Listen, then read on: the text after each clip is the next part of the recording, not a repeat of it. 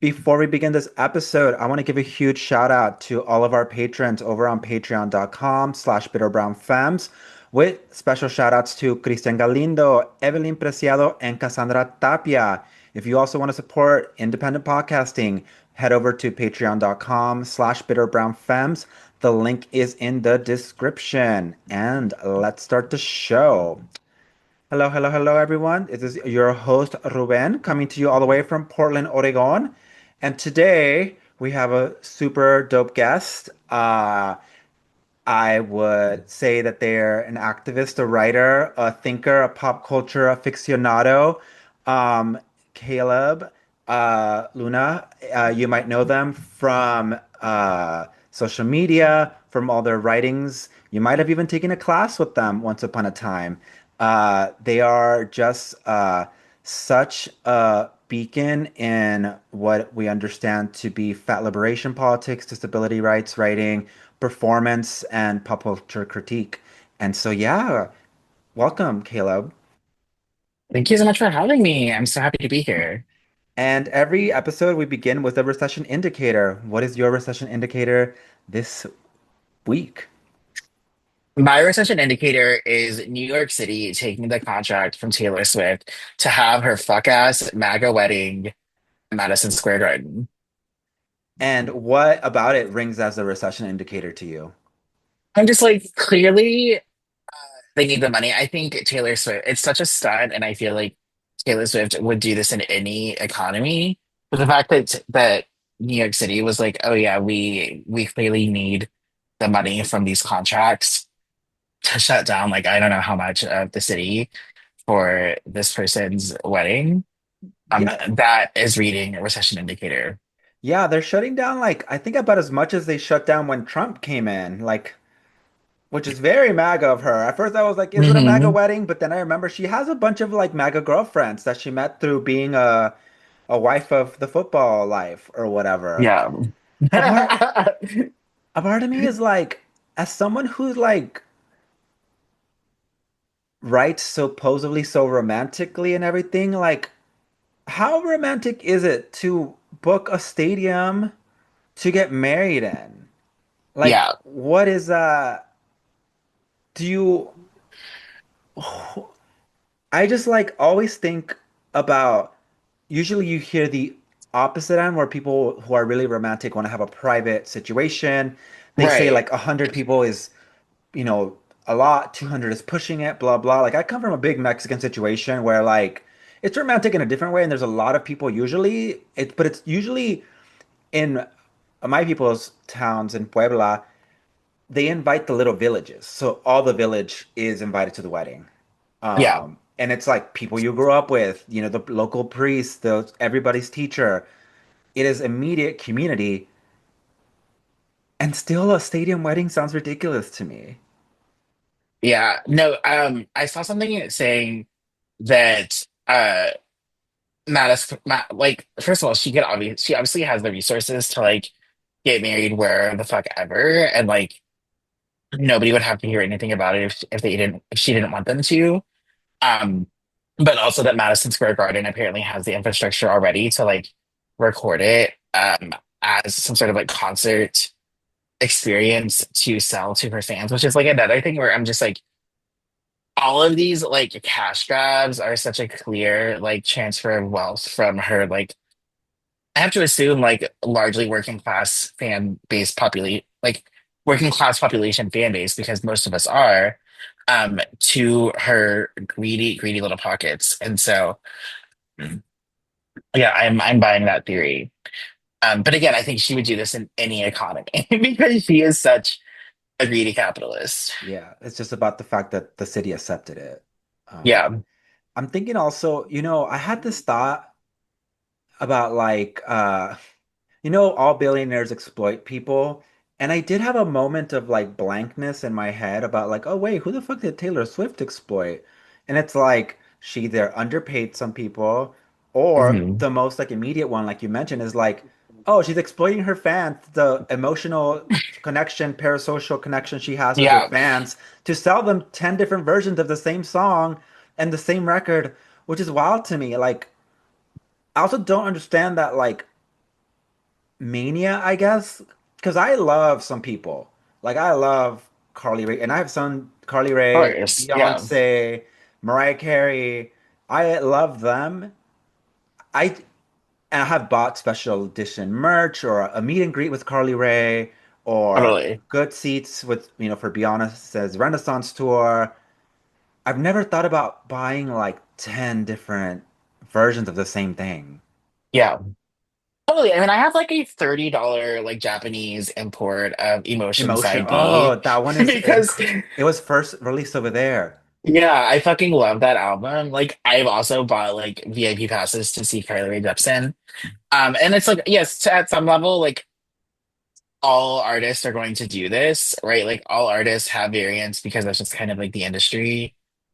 But I do think that there is a point, not only like that she takes it to the extreme, but also that her fans are conditioned to buy 8 copies of each variant in order to like intentionally and strategically manipulate the charts on her behalf because like that is how her career has been set up and like intentionalized out. And like I think also I'll just say like I've never really like I've heard of some of her songs. They sound great. I love pop music. I have nothing against white women singer-songwriters. Like I fucking love Carly Rae Jepsen. I love Robin. I love Zara Larson. Um, but it's like really her fan base. Like I've been on Twitter for a while and I'm just like her fan base is so racist, homophobic, fatphobic, like and I'm just like there's no way that she could cultivate this fan base accidentally that people could um, feel so comfortable speaking this way on her behalf. Like she clearly has accepted it and participated in that to some degree. So that's really what it's about for me is just that she clearly feels like I would feel very unsafe as like a fat queer person of color at a Taylor Swift concert in a way that I wouldn't at a Carly Rae Jepsen concert or even a Zara Larson concert. So that's Oh, really it's so much about like the fan base that she has cultivated versus the music or even like her as a person, because all billionaires are. yeah. I don't know if you're old enough or online back in the day when the alt-right was first coming up on the Yeah, internet. They made her a poster girl for the they internet. She claimed was the her. alt-right's girlfriend, is what they Yeah, unofficial title they had for her. And it was, pictures of her at like a costume party where other her people she was taking pictures with had like Nazi stuff on them. yeah, And like she never like talked about that. And so because of her silence, people were just like, well, she knows she has to, because Taylor Swift was so a Tumblrina, which is somebody, so we yeah, used to call people who spend all their time on Tumblr. She was so on Tumblr and social media in its infancy that people are like, there's no way she hasn't seen this. right. So why hasn't she disavowed it, right? So I think that things have grown from there to where we are now, where we have her latest album which I was ready to give it to like. I was honestly ready to like it because I love Max Martin production. I grew up on Britney Spears and Robin and NSYNC, and I really love 1989. And so I thought this was gonna be. I was entering it with an open mind. And when you're singing lyrics about wanting your neighborhood to look like your white husband, I Yeah, think I think somebody who calls themselves an English teacher should know what that reads like. yeah. Especially in this like political climate where I'm just like the like white people, the white nationalists are clearly so anxious about like keeping America white, and like white women having babies to like repopulate the like declining birth rates and stuff. I'm just like, in that political historical context, there's no, like I think a lot of her fans are reading that as like, of course somebody would want like some sort of like apolitical neutral thing that, and like, sure, like white people fall in love with each other sometimes, like they have white babies, like that happens, right? Like I know white parents, but the white parents that I know are like really intentionally like diversifying their friend groups and populations, right? Like they're again making different moves rather than being like, I want to live in a place that looks only like other white people. Um, and yeah, again, for like we've seen her fan base like decode like every single like message, color, number that she has ever like put out there. And then suddenly whenever she's flagging these like really obvious like white supremacist lyrics and symbols and messages, and like it's we're reading too deep into it. I'm also remembering that that's not even like the worst part of. She has a whole song called like Canceled, where she talks about her Yeah, friends who she likes because they're not liked by or shunned by society or whatever. yeah. Lord. And Uh, also like she said she literally saying I'm not a bad bitch. Like who is your audience that is not a bad bitch, does not want to be a bad bitch, is not bad bitch aspirational? That is just like you've lost me. yeah, that someone is always obviously wants to like make the clear separation of like her and like black culture essentially. Yeah. Yeah, it's Um, so coded. and that reminds me of like the topic in that I reached out to you about because um, we've known of each other for a while, and we've recorded on a previous show before. You have a lot of writings on like race, gender, sexuality, and where they intersect with like fatness, right? And one of the things I Hmm. saw you posting recently is that you saw like a billboard for GLP1s, which I think is a generic name for Ozempic. Um, and you mentioned like how uh these like the normalization of them is like really affecting society and the way we engage with each other. So yeah, I want to hear more about that, like the beginnings of those thoughts and where you think they go. Yeah, yeah, so GLP-1s is like the um I think it's the like listen, I might butcher this, but I want to say it's like the chemical component that activates all of these drugs, Ozempic, Wegovy, Mounjaro, et cetera, et cetera. And I feel like it is in there's something about it that helps people produce insulin or process insulin. There's a function of it that is for diabetics. And so diabetics have been taking these medicines for a while because it helps their bodies process insulin. But they have sort of manipulated the formula for non-diabetics to make it an appetite suppressant in a way that helps people lose weight, and also has like a ton of side effects, right? And so that is really like the sort of cultural context um, we're experiencing right now, where like a lot of people are getting very, very thin, losing a lot of weight really rapidly, which is like not in and of itself a bad thing. But it's sort of the oh, this is coming about and when it's coming about that I find interesting and suspicious as like, I've been doing fat activism for almost 20 years now. I'm a fat studies scholar. I'm teach fat studies classes, right? And my fat studies classes are very much about like um, how the body is produced under these systems of colonialism and particularly like racial formation, and how the ways that we think about race are very much about size and approximating size in these various ways. Right. So, yeah, that post was, I was actually leaving Ralph's, which is like a very Southern California, like grocery store brand. I had never heard of it or encountered it until I moved down here. Um, Why are you from and Texas? yeah. So I think it's Kroger. We had Kroger in Texas, It's and I think Safeway it's, too. yeah. Oh, yeah, because we had Safeway up in the Bay. Yeah.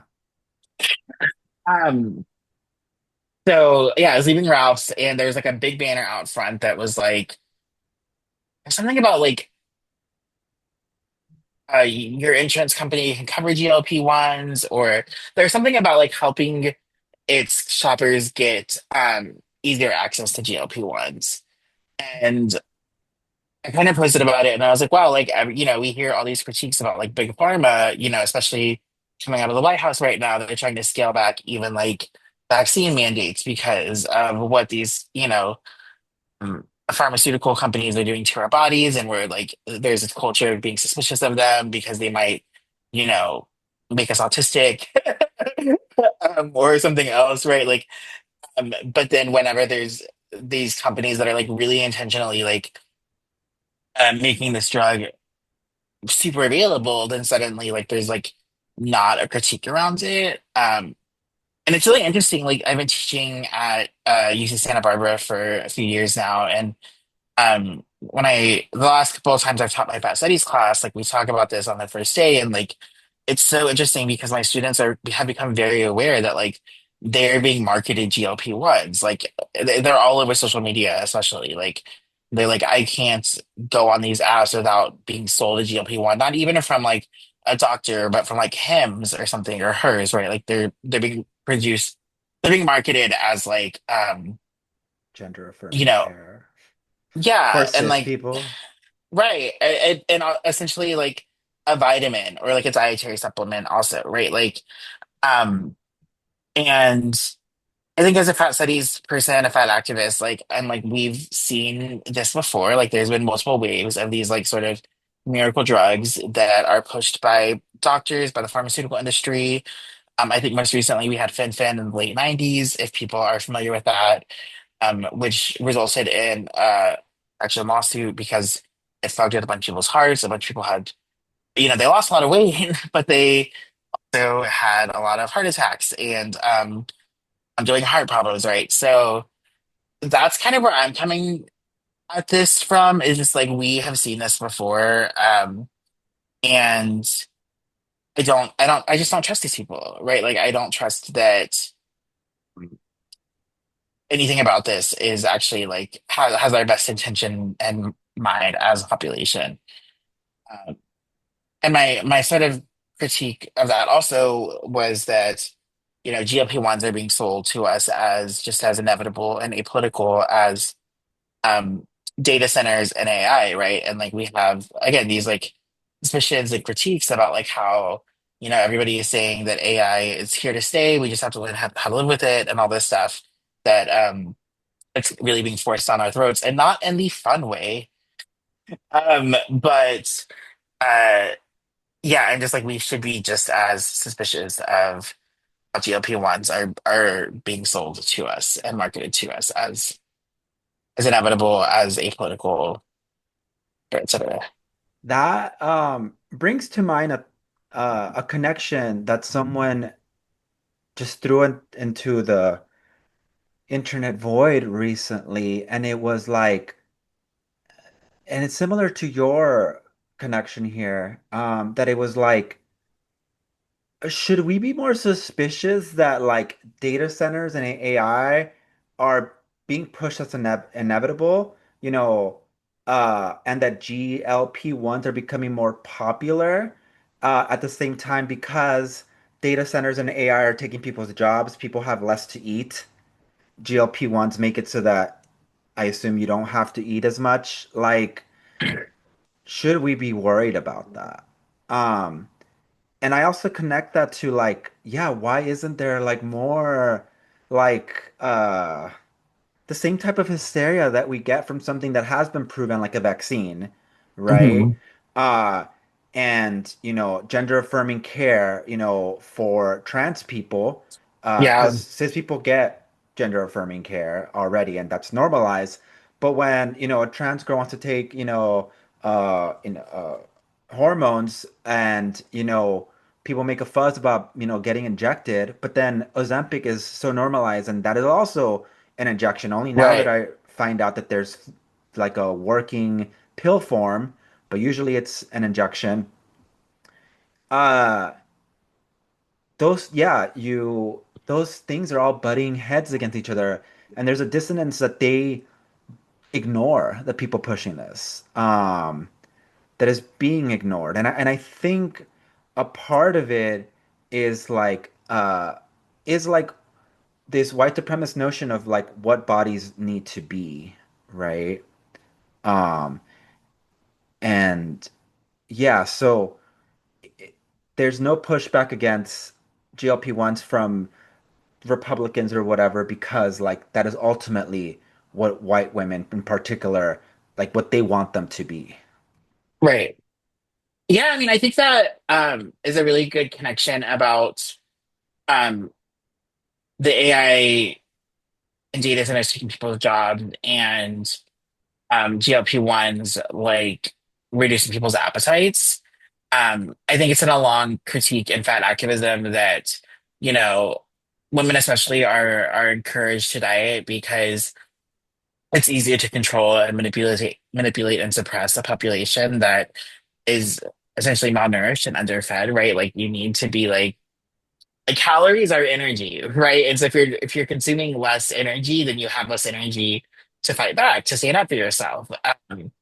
And at the same time, I think one of the things that really scares me about AI beyond the, obvious like climate impacts is the way that it's eroding people's critical thinking skills, that we're really outsourcing this. And so yeah, it feels like a sort of multi-pronged attack of the body and the mind where, or, the body and mind as a whole, as some disability scholars say, right? Like we're like reducing our critical thinking skills and also reducing our ability to or undermining our ability to like fight back by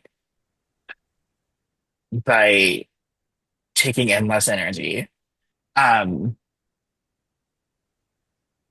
there's something else about the second part of what you were saying that I wanted to Taking people's um jobs, there's no pushback because it's like leading to like it's ultimately like a white supremacist thing. yeah um yeah, that like, it is a really particularly cultivated beauty standard that it aligns with. And so that feels worth any. Like I think one of the things that I write about is um there was a study that came out. This is like 2014, 2015. I saw it on Pink News, if you remember, like one of the older like gay blog media sites. But it was the study, and it was like a relatively small study of like probably less than 100 gay men in the UK. But the results were that these men um would voluntarily give up a year of their life for the perfect body, and they would voluntarily give up 10 years of their life if they could have the perfect body tomorrow. And I was just like, that's so interesting as like a fat person who like, my whole life, like the fear mongering around fatness is that it's going to shorten our lives, right? And in this study, like the perfect body was like really explicitly defined as like, tall, lean, muscular, not balding, right? Like again, these very specific like white supremacist European body standards. Um, and so I was like, well, there's holes in the argument here if like you're telling me that you're concerned about my longevity, but you're also willing to give up your own for to fit like a particular aesthetic standard, right? And I think that is a trade-off that a lot of people make pretty consistently. That the privileges and wins of bodily conformity feel worth all of the risks. Like we're already like people on Ozempic and Mounjaro. Like it's not an easy drug. Like it fucks with your body. It makes you sick, right? Like I know multiple people who are taking these drugs who are like very happy with their weight loss, and then also telling me about like, oh, one person was like, oh yeah, like I couldn't really celebrate my birthday because like I took this one thing to counteract the side effects of this like, GLP-1 that I'm microdosing. Um, and then that made me sick for 2 weeks. And so then I didn't really have the energy to like celebrate my birthday. And there was no like critique around that or like anything critical around that. It's just like a risk that people are accepting. Um, and yeah, it's I think really unfortunate. And it reminds me of something that I think you wrote recently, but also is like um echoed in different like disability and like fat like writers and thinkers is that like oftentimes like like when people talk about like, losing weight for health or like being thin for health, it's not really health that they're saying.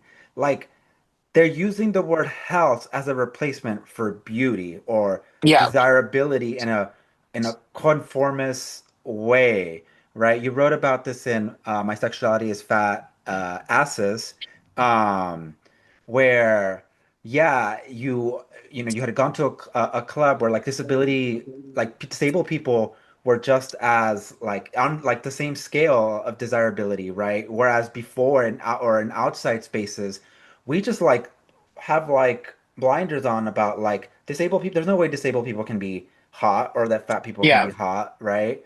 And so it reminds me of this as like people look at like this quote unquote skinny transformation of like you say pop artists or their friends and they don't second guess it, right? They don't ask like, is everything okay? Or, you missed your yeah. birthday. Should you maybe think about that? Like, I know that I wouldn't miss my birthday. Like, I am a Leo sun rising, so I mean, I Yeah, I have it's week-long important. Yeah, celebrations. So to me, that would be unthinkable. Like, I would have gotten sick through natural means. I would yeah. never induce that. Um, yeah. Yeah, I mean, it's I think about this like kind of regularly. Like, Abby Lee Miller from Mhm. Dance Moms. There's this when I was in college, I was like working at Barnes and Noble over like school breaks, and I would always like read the like gossip magazines. And I remember one time Abby Lee Miller was on the cover of like People magazine or something, and it was like, the headline was like her like magical, amazing, like transformative weight loss. Um, and I was like, oh God, like see how she did it. And then you read the story, and the story is that she got sick.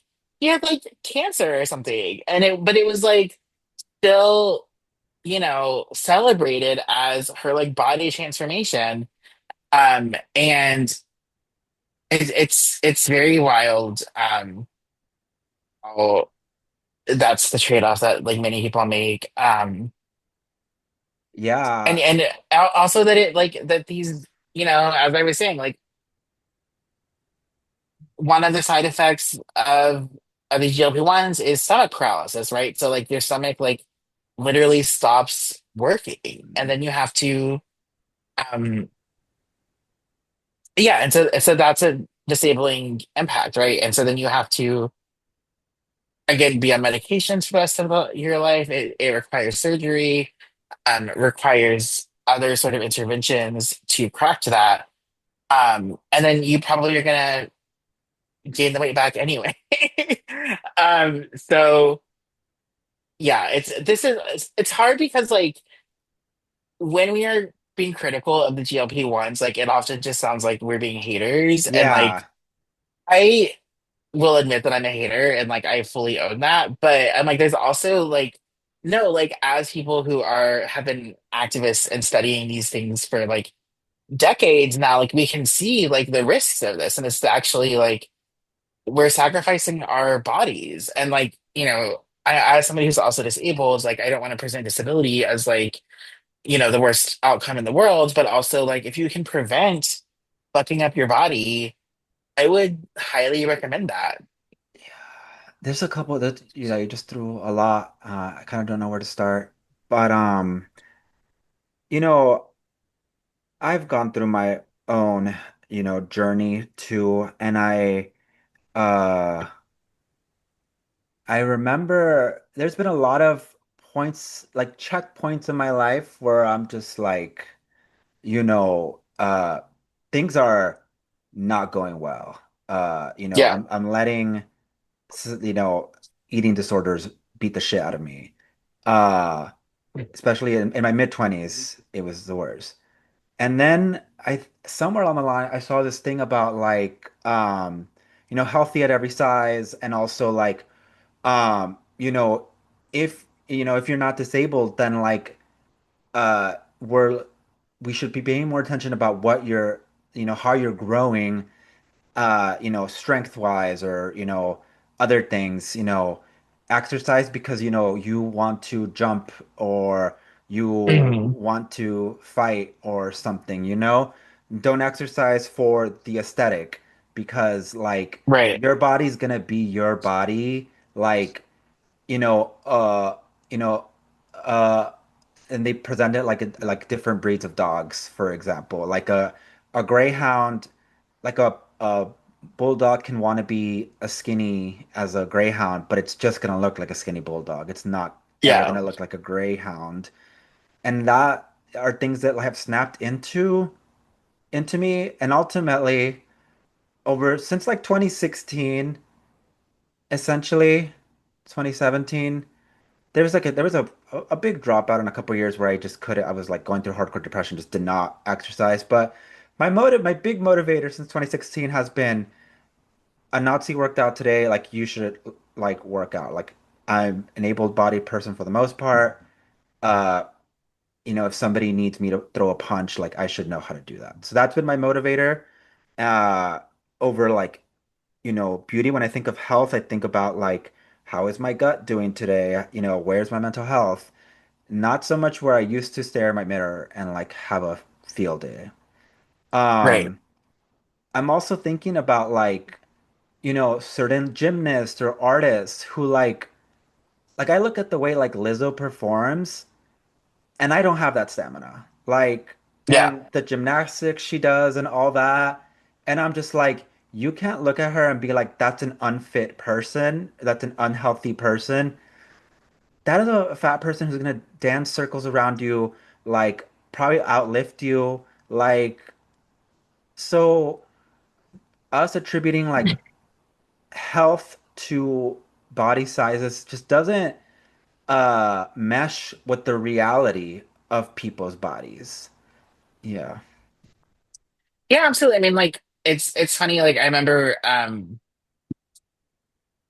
have high blood pressure, so like it's important for me to like work out for that reason, right? And like there's exercise has like a lot of benefits. Like I don't think anybody is denying that in terms of like strength, stamina, longevity, mental health, endorphins, et cetera, et cetera. So I remember like when I started going to the gym and doing like a lot of cardio, mostly cardio for my like blood pressure, and like I was just like noticing like a lot of people were like lifting weights and like flexing in the mirror. And I was like, that doesn't feel like it's about health to me. Like that feels like it's clearly, about aesthetics, which like that's fine. Just like be like own it, and don't say that this is for something that it's not, because what you're pointing to is like, yeah, there's lots of different ways to exercise for lots of different reasons. And most exercise isn't about like sculpting the body or like strength, like building muscle and these like particular like targeted muscle building, right? Like that is like a very specific form of exercise for like a very specific reason. Um, that is also not necessarily healthy. Um, however, we want to like you know frame that. And yeah, I think also like with the like dog breed thing, something else that like was a real game changer for me was like it sounds kind of silly, but like um again when I was like in grad school, I like you there was one of those like memes going around that now feels like a really obvious like AI grift of like like an aging filter meme, right? Of like putting you put a filter on your face and it'll age you up. And I did that and I was like, oh my God, I look exactly like my dad.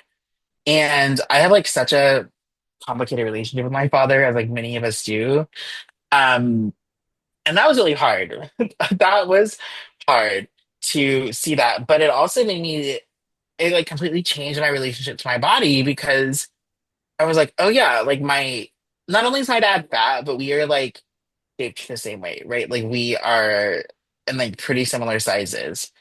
Um, and beyond that, like we are like as many Latinos, Tejanos, Mestizos are. We are like descended from detribalized indigenous people. And so there's like that family lore about, the indigenous people in our family that we don't have much more information beyond that. But um when I started meeting like indigenous people from the Southwest, and like they again looked like my dad in terms of their body shape, um, their skin tone, right? Like another thing that I think about when in terms of like racialization is like that it's not just about the size and shape of our bodies, but it's also about the size and shape of our features, right? Like I have a wide nose, I have big ears, right? Like those are features that I see in other indigenous people from the Southwest that I'm like, oh, you are like, I don't know you, but you're family, right? Like, um, and again, when we go back, you know, hundreds of years around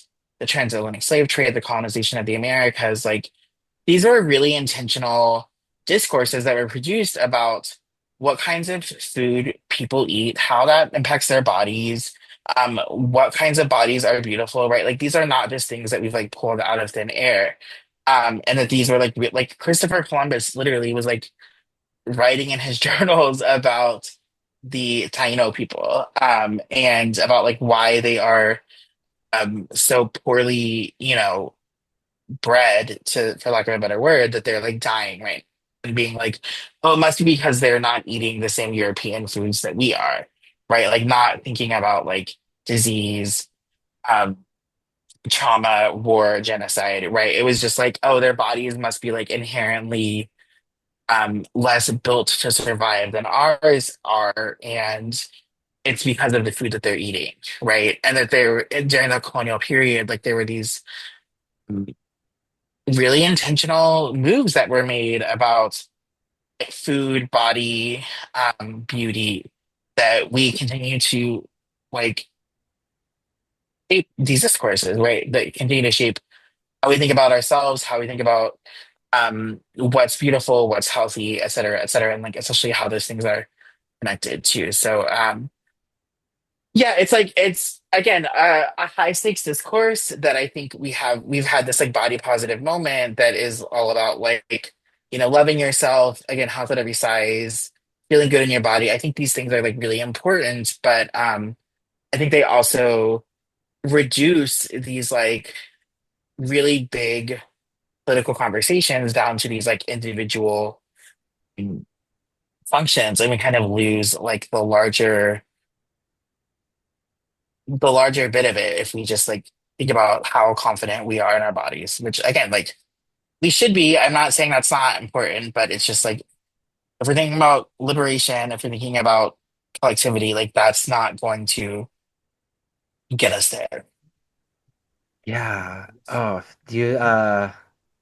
you reminded me of something else that you wrote, and maybe I should finish with that and instead. Something I want to come back to is that in that same essay, My Sexuality is Fat Asses, I think your conclusion was like, uh, while fat bitches of all genders getting good dick from all genders is politically important to me, I'm not saying it's going to solve all of our problems, but I am asking, what if it could? Right? So I do want to come back to that before I forget. Just put it out into the world so I don't forget because I didn't Yeah. write that down immediately. But you mentioned like body positivity discourse, and like I thought we're moving in a very good direction. I feel for quite some time. And I think GLP-1, I think if I had to place like a turning point where I feel like we're reverting, I would have to say the popularization of GLP-1s. So now it seems like uh we're no longer like super like celebrating like all Right. shapes and sizes, right? And I forgot who it was that essentially said something to the effect of like now because these things are so popular, like being fat is now a choice in a way that we is not being fat is now being perceived as a choice that you're making.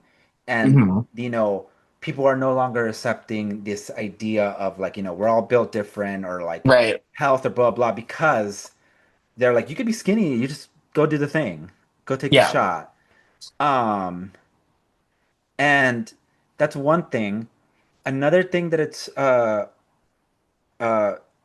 where I feel like we've overturned is that like the eating disorder communities are regaining their foothold on like the internet like landscape. Yes. Uh and I mean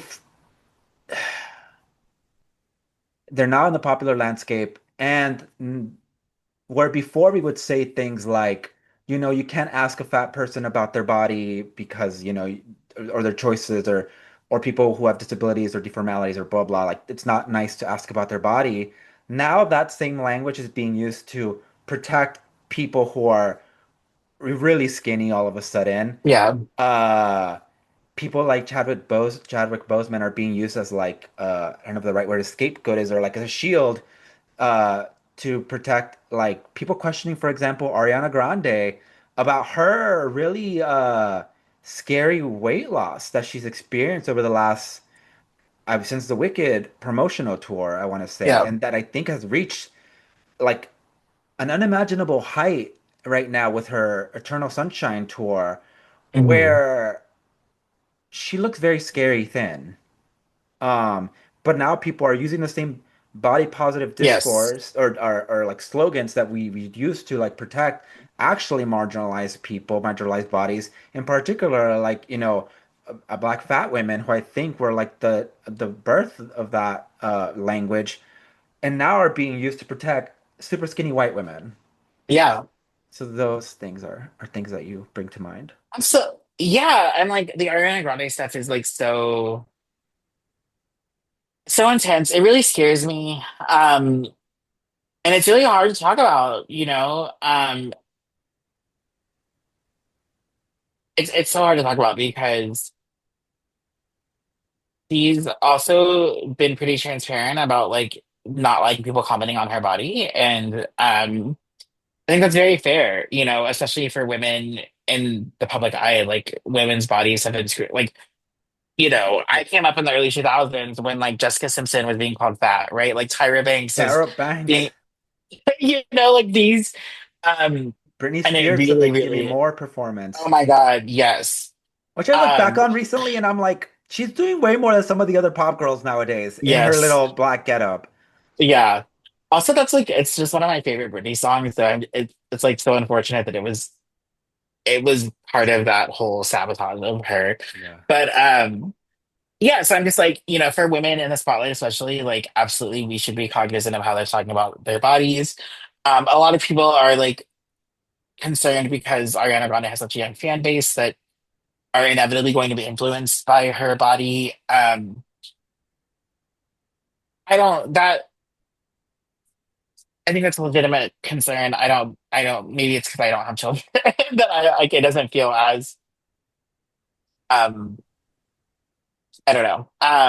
It's not the top of my concerns for her. I think there's lots of different like role models and like conversations we can have. Um, but yeah, I think it's to your point. I'm just like, wow, I've never seen people defending fat people the way I have thin people, right? Like that. There's, you know, I've been fat my whole life. I've been fat on the internet for like a really long time. People are very, again, especially now, like there's this like people have this idea that it's like calories in, calories out, right? That like that fat people don't exercise, that like all of these, and not just like people on the internet, right? Like I've had doctors like say like wildly presumptive shit to me about like my eating and dietary habits without um asking me a single question, which is also like um it's been an interesting turn like teaching fat studies and like having when we get to the BMI and like my students come to class and I'm like, oh my God, like a doctor has like it's like this unifying sort of experience that we all have regardless of our body size that like a doctor has at some point called all of us fat and told us to eat less and Yeah. exercise more without ever asking us anything about how we eat and exercise. And my Yeah. students come to class and they're like, I'm like an athlete. And these doctors are like telling me that like I should, I'm Yeah. not doing enough, right? Um, I had a fat friend who went to the doctor because she had leg pain, and they are like, "Oh, it's because you're fat." Sent her yeah, home, and she went back sometime later, and she's like, "No, it's really bad." Only when it was like a super emergency, and she needed to be like yeah, they they found like a real infection that she had. yeah. that needed to be treated immediately. But had she not trusted herself, something Yeah. really bad could have happened. Yeah, I mean that happens all the time, right? And then whenever, fat people die, like I call that, medical um abuse, medical malpractice, disenfranchisement, right? Like it's one of the passive ways that fat people are killed. And then if somebody dies from an infection that was never treated, even after multiple um efforts to go to the doctor and treat it, then it's their death is blamed on their body side, right? And this is again compounded by gender, it's compounded by race. Like women are not believed, black women especially are not believed, right? Like all of these like medical professionals are bringing all of these biases into their interactions with people, and it's killing us. Um, it's like actually very quite high stakes. Um, but but yeah, like back to the Ariana Grande, just this way that I think you are very astute to pinpoint the rise of GLP-1s with the decrease in like acceptance of diverse bodies and especially fat bodies, right? Like it's there's been a huge, excuse me, pivot in the culture that's been hard for me to like work through as like a writer and an activist to be like, okay, like I was, there was this moment where I felt like people were sympathetic to the ideas that like people are people, to put it bluntly, right? And like that no longer feels like the cultural climate. So I'm like, how do I reorient to this? Mm. And I think there's like other cultural markers too. Like, you know, I feel like we had a moment where like we were getting fat pop stars or fat public Yeah, figures, and like that's no longer the thing. yeah, And, you know, I think one example of that is like Megan Trainor, who like hmm, obviously did the whole Ozempic thing, and but I think she found out the hard way that sometimes the body is a brand, and when the body does no longer fit the zeitgeist, then you don't have a career anymore. yeah, um, yeah. Which also like he's also another example that even when I was, you know, as a fat activist, and I was like, she's being heralded as like a big person. Like, what is happening? She's like a perfectly average sized person. But yeah, even uh, now is not. She's kind of lost it with her. Even like as a big fan of Drag Race, like I'm seeing a lot of these queens, like Oh God. especially on their All Ginger Star runs. Minge Ginger Mint, Mistress Isabel Brooks, even Mystique, on this current season. I'm like, did not recognize y'all her. lose the weight and y'all kind of lose it. You kind of lose your the things that make you special and really talented, right? And so, um, not to say that these people are like no longer like perfectly talented performers, etc. But I will say it that. Oh, continue. It, no, go. I will say that Ginger Minge, when she lost that weight in like, it had to be such a short turnaround because Yeah, she was fat in the first in her round, and then when she yeah, came into the return, it had to be like 3 months or something. I don't know how long to yeah. give him a break. She was skinny, and I feel like she still hadn't realized how to. I don't think has realized yet how to make her makeup work. Right, right, yeah. But I will say that even though she is who she is, she's apparently like a liar, allegedly, and obviously got preferential treatment that turned people off for her. She was kind of she kind of gave it to the children and stopped that train. I don't know if you've seen it. Oh yeah, I really, oh my God. I was surprised by how much I loved Stop That Train. It was so fun. It was like everything I wanted. Oh my God, it I was was so ready to good. get And like to like I was like, oh, I need a cocktail before this. But I like but surprisingly, without getting too out of the way, I was stopped by a train on my way to have free drinks for Stop That Train. And in Portland, they can take up to an hour the train. So I was stuck for a very long time until I did a weird Yui situation, and I got there like Yeah. 10 minutes before. So I watched that shit like pretty stone cold sober. Like, and I Wow. still had an amazing time. Yeah. It was so much fun. But they lose their Josh. Yeah, it is. It's something. I forgot where I was going Um, with this. like pop stars now and like public figures are now skinny. They lose Yeah. public favor or they lose that magic sometimes. Yeah, I think to your point, I'm just like, it's wild to think people go to bat for people who have lost weight in a scary, and dangerous too, right? Like there's, the Ariana Grande conversation has brought up a lot of people talking about Karen Carpenter, right? Who Mm. um, just had anorexia and had a heart attack and died very young, partially because she gained weight too quickly in her recovery process, right? And I think that's the thing that I want to say about like Ariana Grande. Like we can't say for sure what's going on with her, but that the illness part of an eating disorder gets lost in the conversation, and it becomes like again like a personal moral failing, and we it kind of gets decontextualized from the fact that like this is um, it's not necessarily something she can control. It's not something she's doing intentionally. If that is what's happening for her, right? And so I think that's another thing that I'm just thinking about is like, you know, I think it's like actively encouraged in our culture to have an eating disorder, right? Like, much less easy to develop one. So, how do we do this in a way that is like, again, like actually about people's health, right? And their longevity, and have these like really complicated conversations because it's like, I'm scared for Ariana Grande. Like, I've been a fan of hers for a really long time, and like, um, I think she's an incredible pop star.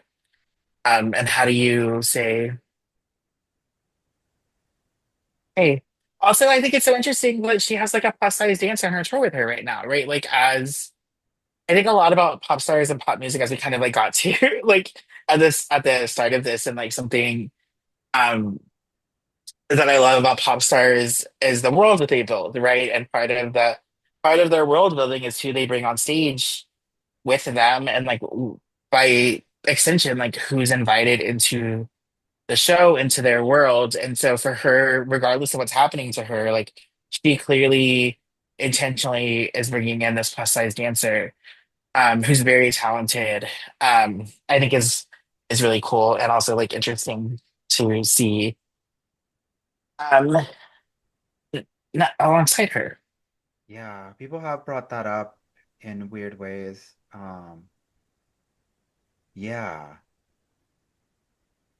yeah. I don't know what to make of it because most things that I've heard have been like really weird. Like she brings them for Sure. comparison or something like that. And I'm just like, Oh, that's a gross way to look at someone who yeah, can do something with their body that the most regular humans can't. yeah. Like, And again, like a such a highly reduction. skilled and accomplished athlete like that, putting on performing in a stadium show is like it's not easy, and most people cannot do it. So like, um, and those comments too are just such an insight into like people's own shit and like their projections, and like it's like that's something that would have never occurred to me. And so for the fact that it's like top of mind for you, like there's something about you that I think Um, people should sit with. yes, that reminds me of something you wrote in Can Fat People Be the Star of Our Own Stories?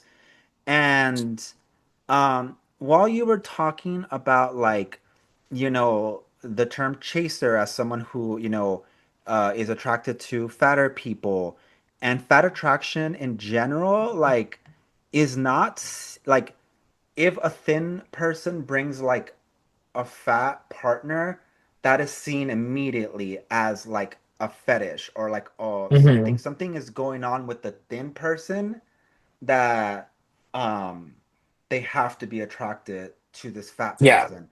Uh it's not seen as neutral as like, heterosexuality or, muscle for muscle people.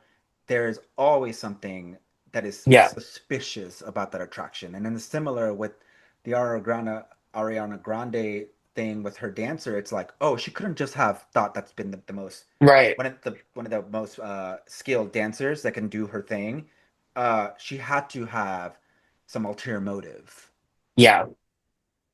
Um, yeah, I get so frustrated with like the conversation around um I use chasers like in a broad term, and I know that it's like kind of controversial, and I write about that. Like, yeah, chasers have a bad rap because they're people, and people are shitty sometimes, right? But like, um, I also think that we deserve to be with people who are sincerely attracted to us, and that is something I've benefited from and something I want in my life. And I think that it's not like any person saying I want to be with somebody who's attracted to me is not suspicious until they're a fat person, and I'm like, what's up with Yes. that? Right? And at the same time, like I've slept with many people who are like partnered with people who are thin publicly, right? But then like have these desires that they feel like are secret or that they can't share publicly, in these certain ways because of the cultural pressures around who people should be partnered with, who signifies a deserving partner, desirable partner, right? Like because those are things that people are thinking about when they're choosing their partners, subconsciously or not. Like, can I bring this person home to my family, right? Like, what's my family gonna say? And that can be about body size, it can be about race, it can be about gender, right? Like, it can be about religion, it can be about country of origin, right? Like, these are biases that people bring into this arena of life that they're not necessarily like thinking about or thinking that it's like important, right? But yeah, I think, and it's going back to your other point, like about these spaces like allowing more complexity for disability, right? Like it's been interesting to participating in them and like yeah, like feeling sexy and desirable in ways that I haven't felt in other spaces, including gay bars, including queer of color parties, right? Like, and also seeing people who are using canes and walkers and wheelchairs and like them still being flirted with and like people, sitting on daddy's lap, his scooter, right? Like it's still being kind of incorporated into the scene of desire in these ways that I think in mainstream normative spaces, like it can't be. And so my point is just like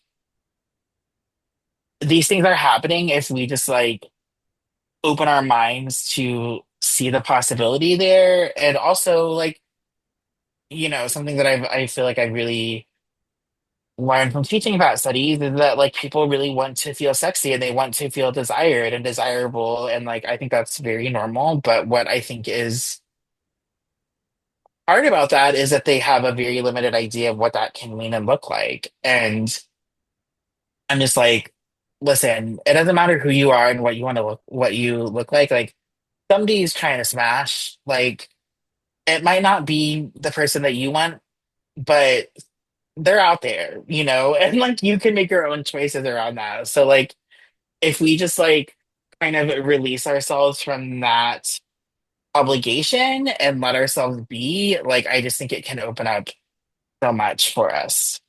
Something that was oddly empowering was this thing that Trixie Mattel said in like some video or another when she was in conversation with Katya, and it was like, I don't have to fuck me. I don't have to fuck me. Uh, Hmm. so like what I look like is another person's business. Yeah. Um, but one thing you've also been writing about, that has been like so interesting to observe has been the whole looks maxing. uh, I don't even know what like fucking cult of the Phenomena, this internet. craze. Uh, who's one of their leaders is like Clavicular. I don't know his real name, Ridiculous. which Yeah. is like I assume that's not his real name. I think No. so.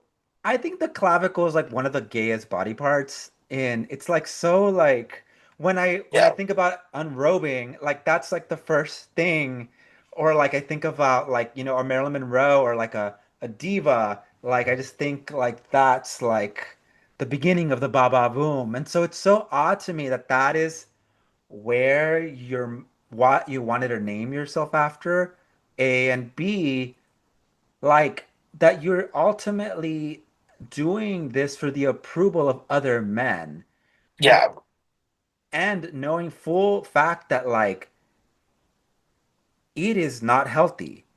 The clavicular person and his followers have said things. I don't know how true they are because I don't know the reality of like things like smashing your own face with a hammer or taking meth to be skinny Yeah. or whatever.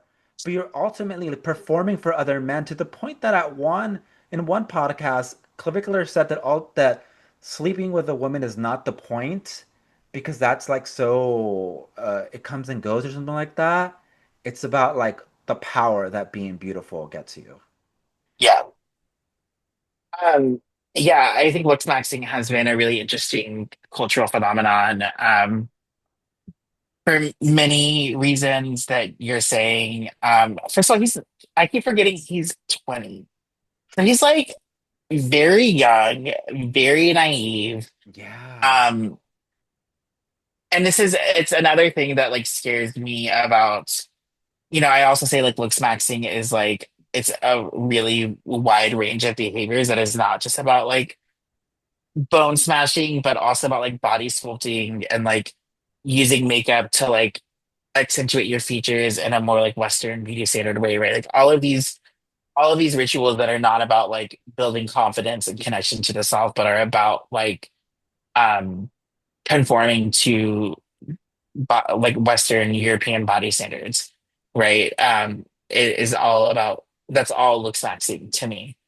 Um, and again, like confidence is important, feeling good in your body is important, feeling good about yourself is important, all of that. None of that means it has to look like you have to, aspire to this pinnacle of Western white supremacist beauty standards. Um, and again, like another thing that's surprising about this conversation about clavicular is like people are very sympathetic to him in a way that I've never really seen them be sympathetic to fat people, right? I've heard people be like, "Oh, he's so young." Like, I was actually kind of disappointing. Like some of my favorite podcasters, they were like, "Oh, I just feel so bad for him because he was clearly like such a, he was clearly like captured by this like right wing manosphere." At a really like vulnerable moment in his time, and that's probably true. But again, like I just like don't see anybody like bending over backwards to build sympathy for fat people, especially because like many fat people are disabled or sick or injured, right? Like there are many conditions that um where weight gain is part of the symptoms or is part of the treatment, right? Or that make it difficult to exercise or diet, right? Like there's many reasons. There's many beyond just like genetics, right? Like there's lots of reasons that people are fat, and I rarely hear people say like maybe, their mental health medication has a side effect of weight gain and they actually are feeling really good about themselves for the first time ever. And that's why they're fat, right? Like I don't hear those conversations happening. Um, but uh yeah, like looks maxing is just like a wild phenomenon, and like I think also, and like it's a capitulation to these systems of white supremacy to be like I have to look like this or my quality of life will lower, which again, like there's truth in that. Absolutely, there are privileges to like um being beautiful in these particular ways and conforming in these particular ways, absolutely. But that doesn't mean that it's your life is impossible, it doesn't mean that there are ways to work against that, right? And like, yeah, and like being in these spaces with bears and chubs and chasers is like really like an alternate world where like a lot of different things are possible, and there's a lot of different ways that we can orient to ourselves and beauty and confidence, and the world more broadly, if we just kind of like open our eyes and let us see things, right? Like I think something I really love to do in my fat studies class is show them this documentary about a gainer, who is, if your listeners are not uh, privy to this fetish, this kink, gainer is somebody who really likes to gain weight over time. Um, and they are usually accompanied by somebody called a feeder or an encourager, who's somebody who likes to feed people, and they get like erotic pleasure out of that. So that the pleasure is coming from both sides, and both watching somebody get bigger and then getting bigger yourself, right? And I think I like to show it to them just because this guy like talks really clearly about like this actually is like what makes me feel sexy. Like I feel really sexy living in West Hollywood and not looking like every other muscle clone. Like that makes me feel good. And I think a lot of people um don't allow themselves to pause and ask themselves the question like what makes me feel sexy? What do I like? Right? Like they only think that these standards that are coming from Hollywood are the only option, the only available things, and also the only things that people are attracted to. And I'm just like, that's absolutely not the case. If you were to see the guys at these chaser bear events, if you were to see the guys that have been in my bed, like you would be very surprised about like the range of people what that people are attracted to. And so I just think that we don't have to give into that bullshit. We can just like be ourselves and go from there. And that actually does a lot, which is kind of like my point. Um, any last things you want to say about anything we've talked about so far? I don't think so. I feel like I've yapped a lot. I'm a big yapper. So thank No, you for having me and like, yeah, chatting with me. of It's course. This is been fun. I want to say like I really like how you define anything that you might think somebody doesn't understand. I think that doesn't come naturally to a lot of people. I try to do my best, but I still flop. But you just like that was so smooth. So I just want to thank you for just being so engaging and also like being aware that some terms might be new to folks. So before we go, though, I want to ask you the question I ask everybody, and that is, what's made you less bitter as of late? It's a great question. And I'm wearing my X-Men 97 shirt and in honor of the new season that just the first three episodes of the second season just dropped. And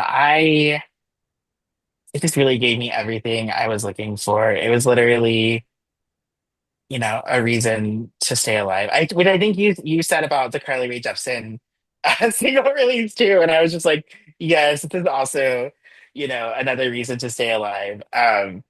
So definitely those two things: the X-Men 97 drop and the Carly Rae Jepsen single slash album release that's coming.